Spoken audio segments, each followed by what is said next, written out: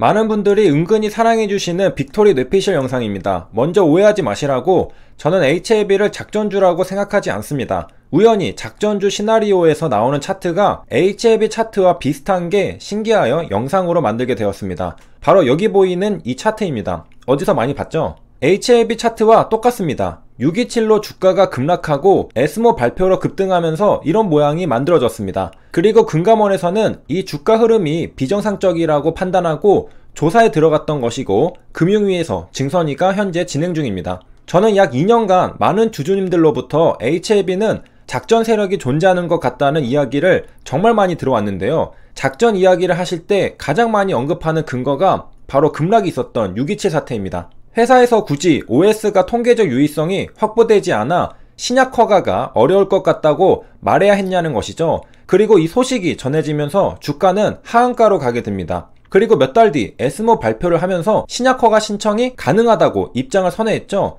당연히 주가는 상한가로 가게 됩니다. 몇몇 주주님들도 이 부분이 의심스럽다 하고, 금융당국에서도 이 부분이 의심스럽기 때문에 이번 증선위가 열리게 된 것이었습니다.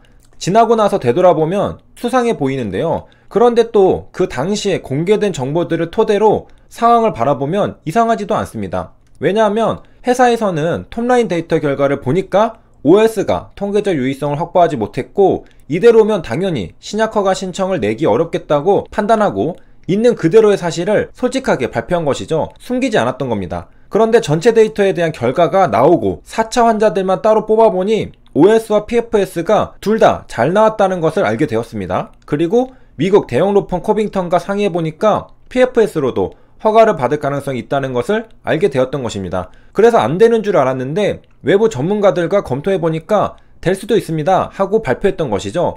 회사 입장에서는 정보가 새로 추가될 때마다 즉각 발표하다 보니까 입장이 휙휙 바뀌게 된 것이었죠. 너무 빠르고 솔직하게 발표했기 때문에 발생한 해프닝이라고 할까요? 아무튼 HLB 차트에서 이제 주식 작전 차트로 돌아오겠습니다. HLB가 이렇다는 건 아니고 그냥 비슷한 모양이었다는 것이고요. 이제 작전 차트는 어떻게 만들어지는지 보겠습니다. 첫 번째는 종목을 선정하는 일이겠죠. 개인 투자자의 입장에서도 종목 선정이 알파이자 오메가죠. 좋은 종목을 고르면 어디서 사고 팔아도 주가는 우상향하니까 정말 거꾸로 매매하지 않는 이상은 좋은 수익을 줍니다. 주식 작전에서도 종목을 잘 선정해야 하는 겁니다. 물론 여기서 나오는 시나리오가 진짜 작전 시나리오인지 소설인지는 저도 잘 모릅니다. 그러나 흥미롭죠. 가능성 있어 보이는 얘기고요. 그렇게 종목을 선정했습니다. 그러면 매수해야겠죠. 매수해야 주가가 올랐을 때 수익을 볼 수 있을 테니 말이죠. 매수하지도 않고 주가를 띄우는 건 말이 안 되겠죠. 먼저 매수하고 주가를 띄우는 겁니다. 그런데 작전에서는 주식을 그냥 사고 싶은 게 아니라 주식을 최대한 싸게 사고 싶은 겁니다. 가장 낮을 때 주식을 사서 가장 높을 때 팔면 시세 차익이 크겠죠. 그래서 싸게 살 수 있는 방법을 모색합니다. 그래서 작전에서는 호재보다 악재가 먼저 나오는 겁니다. 가만히 있던 주가를 강제로 후려쳐서 떨어뜨립니다. 그 과정에서 악재가 동원됩니다. 악재가 있는 데다가 주가도 하락하니까 심약한 개인 투자자들은 손절하면서 투매에 동참하게 됩니다. 주가는 그렇게 떨어지게 됩니다. 그러면 이제 세력의 입장에서는 굉장히 싸게 매집을 할 수 있게 됩니다. 이미 차트는 깨졌겠죠? 하락한 상태에서는 이평선은 역배열일 겁니다. 투심은 죽어 있을 테고, 이런 상황에서 작전 세력은 최대한 주식을 많이 매집합니다. 물론 이 과정에서 주가가 오르면 안 되겠죠. 못 오르게 최대한 막으면서 최대한으로 매집을 합니다. 그리고 때가 옵니다. 매집이 끝난 것이죠. 이제는 주가를 띄워야 합니다. 호재가 나오면서 투심을 자극하며 주가가 급등합니다. 작전 세력은 호재와 함께 주가 관리를 하며 차트를 만들어 가겠죠. 이평선은 정배열이 됩니다. 주가가 오른다는 이유로 매수하는 추종 매수세들도 들어올 겁니다. 주가는 더욱 탄력을 받으면서 쭉쭉 갈 겁니다. 이제 작전 세력은 수익 실현을 합니다. 여기에서는 원금과 이자 정도만 수익 실현하고 나머지 물량은 남겨두는 것으로 보입니다. 그리고 이제 잠수를 타네요. 잠수를 타면서 기간 조정을 하고 또 2차 파동을 만들겠습니다. 여기까지가 작전 차트의 흐름입니다. 주식 작전도 사람들이 하는 일입니다. 작전 세력은 어떤 사람들이 모여 어떻게 구성될까요? 다양한 역할들이 있는데요. 먼저 브레인이라고 하는 설계자가 있습니다. 브레인인 만큼 머리를 잘 쓰는 사람이죠. 작전의 시나리오를 짜는 사람입니다. 브레인은 사실상 모든 계획을 자기가 짤 수 있기 때문에 필요하다면 다른 역할도 겸할 수 있습니다. 돈이 있다면 쩐주의 역할도 할 수 있고 차트를 만드는 차티스트도 할 수 있습니다. 설계자들은 보통 학벌이 좋은 사람들이 많다고 합니다. 머리가 좋으니까 공부도 잘하겠죠. 주식 작전은 결국 금융감독원의 눈을 얼마나 잘 피하면서 큰 돈을 버느냐의 문제입니다. 그렇기 때문에 온갖 경우의 수를 고려할 수 있고 여러가지 탁월한 전략들을 세울 수 있는 똑똑한 자들이 브레인을 맡게 됩니다. 작전 세력에서 브레인 다음으로는 쩐주가 있어야 합니다. 돈이 있어야 매수해서 주가를 띄운 뒤 시세 차익을 볼 수 있겠죠. 그 돈을 제공해주는 게 쩐주입니다. 일반적으로 사채업자인 경우가 많다고 합니다. 명동 사채업자 이런 사람들이겠죠. 아무래도 돈을 돌려받기 위해서는 거친 일도 많이 하기 때문에 조폭들과도 연관이 깊습니다. 실제로 제 예전 영상을 보시면 조폭들이 주식 작전에 뛰어든 사례도 볼 수 있었죠. 뉴스 기사로 다뤄진 적이 있습니다. 시나리오도 짰고 돈도 있습니다. 이제 실행을 해야 하는데요. 실행을 위해서는 기자와 애널리스트가 있어야 합니다. 주가를 띄우기 위해서는 호재가 발표되어야 하는데 그 발표되는 창구입니다.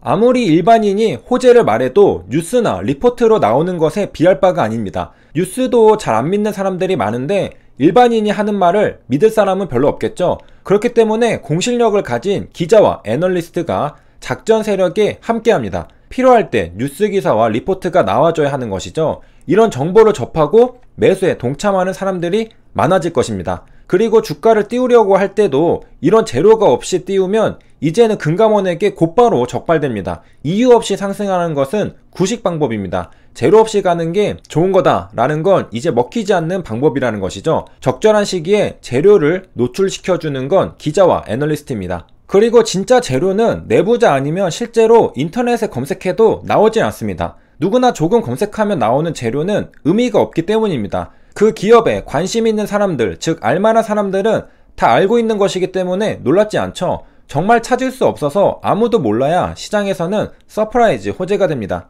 그리고 필요한 건 기술자 차티스트입니다. 전현직 증권사 직원이라고 하는데요. 차트를 잘 보는 사람이어야 하죠. 주가가 상승하는데 비정상적인 차트를 보이면서 상승한다? 그러면 금감원에서 곧장 수상하다 여기고 조사에 들어갈 겁니다. 일반적으로 상승하는 평범한 차트를 그리면서 금감원의 눈에 안 띄게 교묘하게 차트를 그려나가야 할 겁니다. 그 역할을 기술자가 하는 겁니다. 차트를 그리는 것이죠. 그리고 바지 사장이라고 회사의 대표도 포함되는 경우가 있습니다.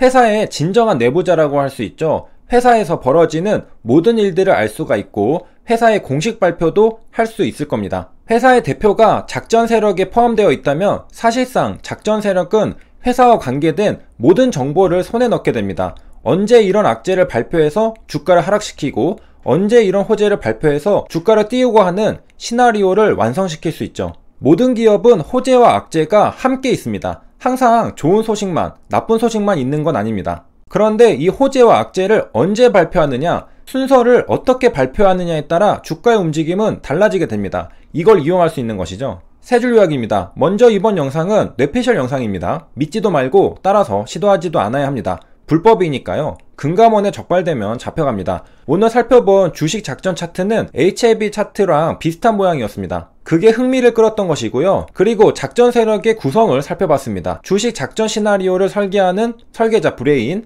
돈을 대는 쩐주, 호재를 내보내는 기자와 애널리스트, 차트를 그리는 기술자 차티스트, 그리고 진정한 내부자, 회사 대표를 살펴봤습니다. 여기까지 시청해주셔서 감사합니다.